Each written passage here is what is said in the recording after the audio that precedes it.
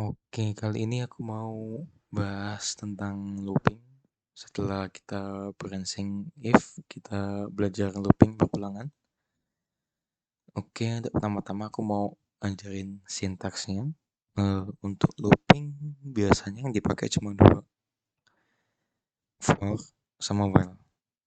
Nah, for itu bisa for i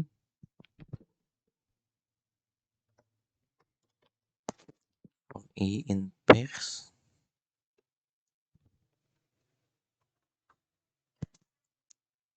Misalkan kita punya, kalau mau looping array ya, kalau mau looping array kita buat array dulu.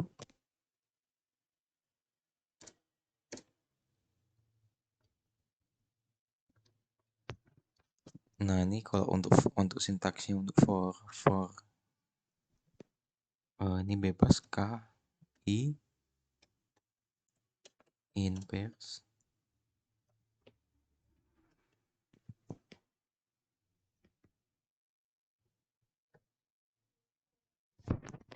Ini aku pakai in i pairs.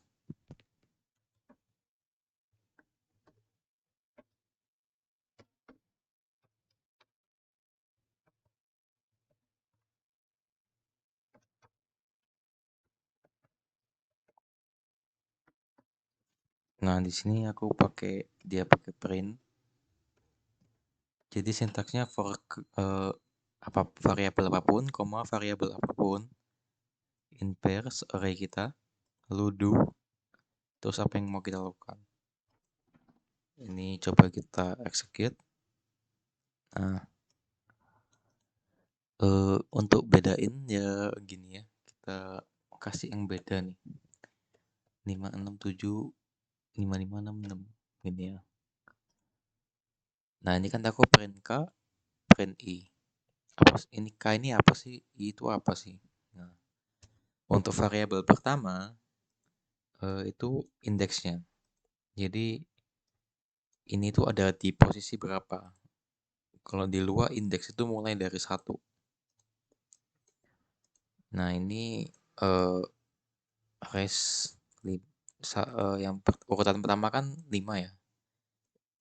Nah, ini k-nya pertama, terus isinya 5. Nah, ini isinya. Variabel kedua yang setelah koma ini isinya di array itu.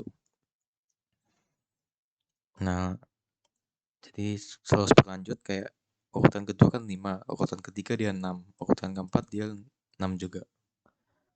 Nah, apa sih ini ada bedanya antara i pairs dan pairs. Kalau di sini nggak terlalu kelihatan bedanya ya untuk pairs sama i pairs.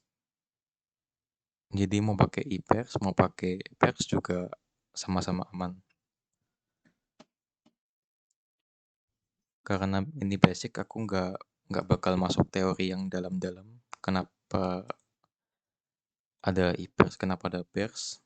Aku cuma kasih tahu caranya aja dan fungsinya.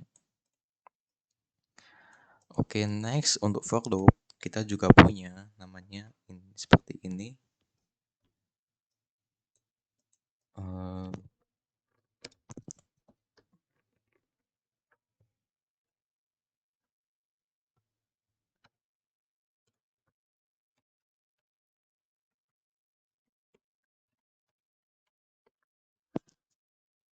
Nah, ini for variabel apapun sama dengan awal akhir. Nah, ini tuh apa sih? Ini tuh kita punya variabel nilai awalnya tuh 0. Nah, kita mau looping dia itu sampai dia tuh lebih dari 2. Lebih dari yang belakang ini. Jadi ini biasanya tuh buat apa ya? Buat kalau mau pertambahannya statik gitu, satu terus gitu. Daripada buat array kan nggak enak ya. Langsung aja for var sama dengan awal koma akhirnya. Nah, ini bisa gini. Kalau gini tuh defaultnya dia tambah 1 terus. Nah, bisa juga kayak gini. Nah, ini tuh jadi parameter ketiga ini, koma yang ketiga ini adalah penambahannya mau berapa. Kalau aku kasih min satu, dia akan bakal turun karena tiap gerakan dia di min satu, dua, awalnya kan dua, di min satu satu, di min satu lagi nol. Bisa juga 0,10,4 gini. Bisa juga.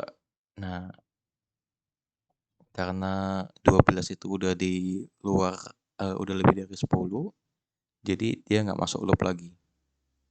Tapi ini perbedaannya setiap nambah 4.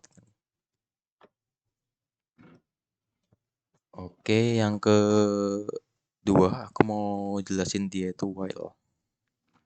Untuk while ini sama, dia bisa pakai lebih dari sama dengan atau sama dengan, ya sama kayak if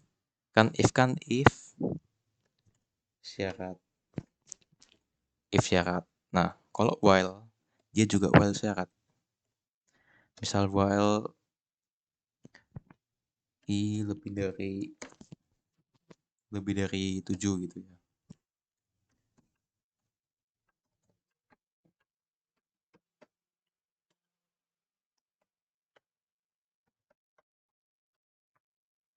Nah, while i lebih dari 7, aku mau print i.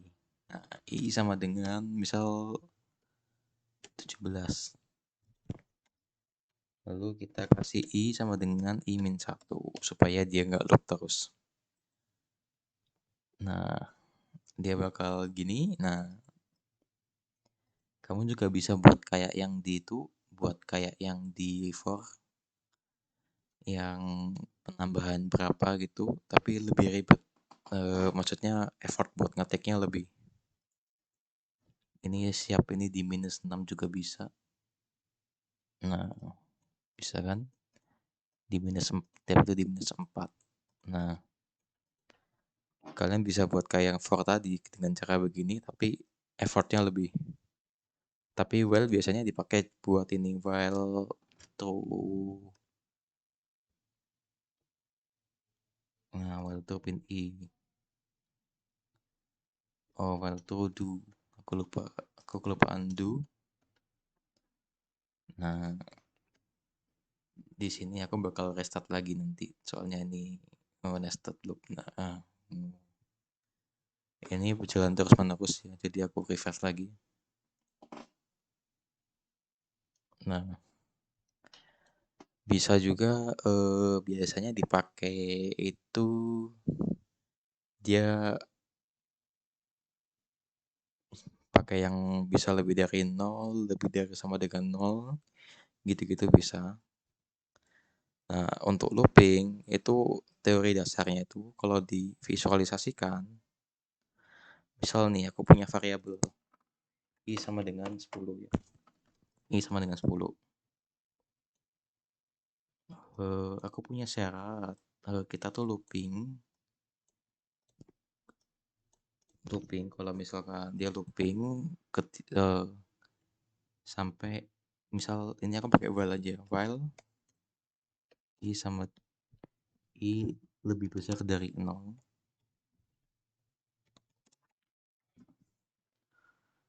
Nah, ini kan while i lebih besar dari 0. Nah, oke, untuk looping pertama itu kan kita kan coba print i. Nah, itu kenapa sih kok bisa gitu? Ini while atau loop apapun lah, loop apapun. Pokoknya ini bisa loop for juga. Intinya kita mau tuh kalau loop for kan tadi kan i sama dengan 10,0 ya, 0. Terus koma min 1. Nah, kalau di sini dia while i lebih dari 0. Nah, intinya aku mau jelasin kalau divisualisasikan itu pertama kan i-nya 10. I-nya masuk sini, i-nya lebih dari 0 kan dia masuk sini. lalu dia print, lalu i-nya sekarang sama dengan 9. Eh, coba aku i sama dengan i min 1.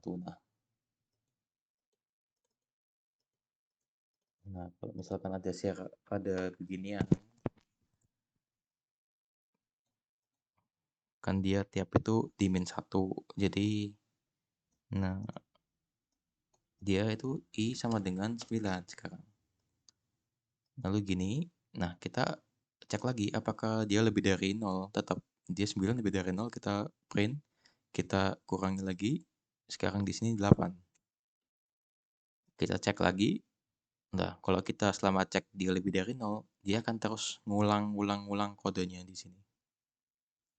Itu sih cara kerja looping ya. Kalau divisualisasikan. Ya, ini jadi kalau kamu pakai looping ini ketika kamu mau melakukan suatu pekerjaan yang berulang. Apapun yang berulang, kamu bisa pakai ini. Atau suatu kondisi tertentu yang bikin suatu pekerjaan itu berulang itu juga bisa. Nah, kalau modelan kayak gini yang min satu gini, ini menurutku lebih bagus pakai for. Tapi kalau yang pakai syarat-syarat, nah syarat-syarat kayak gini, lebih dari lah, kurang dari lah, sama dengan lah, itu lebih baik pakai while. Lebih baik pakai while. Jadi for itu lebih bagus ke looping array atau looping sesuatu yang berurutan gitu, yang urutannya pasti. Nah, kalau while ini lebih cocok dia untuk looping yang dia butuh syarat. Kurang lebih kayak gitu sih untuk looping ya. Oke, sekian dulu. Terima kasih dan nonton.